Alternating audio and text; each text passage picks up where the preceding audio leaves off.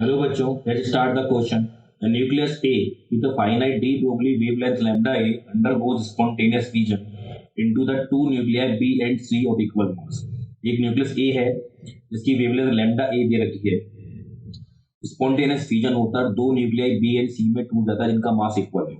B flies in the same direction as that of A, while C flies in the opposite direction with a velocity equal to the half of that of B. Okay. The de Broglie wavelength lambda b and lambda c of b and c are respectively. देखिए question में क्या दिया गया है कि हमारे पास में एक A न्यूक्लियाई था. मान लीजिए इसका जो मास है वो m है और इसकी वेलोसिटी कितनी है v नॉट. ये इस पर्टिकुलर डायरेक्शन में मूव कर रहा है. अब स्पॉन्टेनियस फ्यूजन की वजह से ये दो पार्ट में टूट गया, जहां पे ये C है और ये B. दोनों सेम मास में टूटे तो यही टूटा होगा. m/2 इसका मास रहा होगा, इसका मास m/2 रहा होगा. इसकी वेलोसिटी b जो है वो किधर जा रहा है, सेम डायरेक्शन में जा रहा है. और ये किस डायरेक्शन में जा रहा है, ये अपोजिट डायरेक्शन में जा रहा है. और बोला गया है b flies in the same direction as that of a while c flies in the opposite direction with velocity equals to the half of that of b. अगर मैं v की वेलोसिटी v कंसीडर करूं तो इसकी कितनी हो जाएगी, v/2 हो जाएगी df. और साथ में क्या दिया गया है, वेवलेंथ ऑफ लैम्डा ए. तो लैम्डा कितना है इसका, लैम्डा ए. इसका लैम्डा बी कंसीडर करते हैं, इसके लिए लैम्डा सी कंसीडर करते हैं.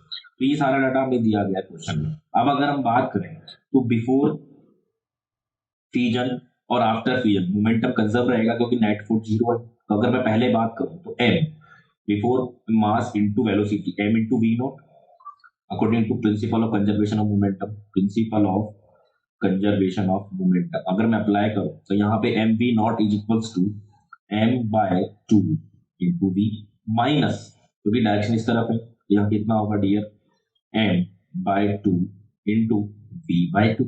तो डियर यहाँ से क्या मिला हमें, m से m get cancel, v naught is equals to v/2 minus v/4. What भी है, v/4.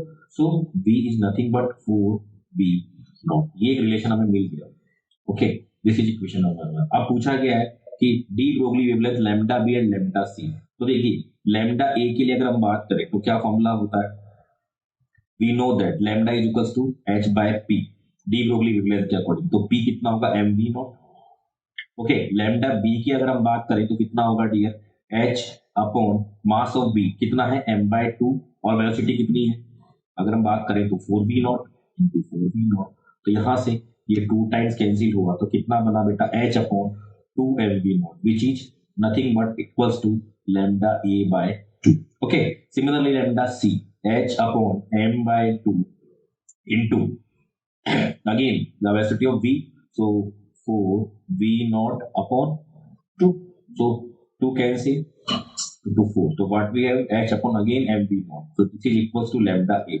So lambda c is nothing but lambda a, lambda b is equals to lambda a by 2. So the answer is 4. Fourth option is correct for this question. So I think you will get the idea. Thank you very much.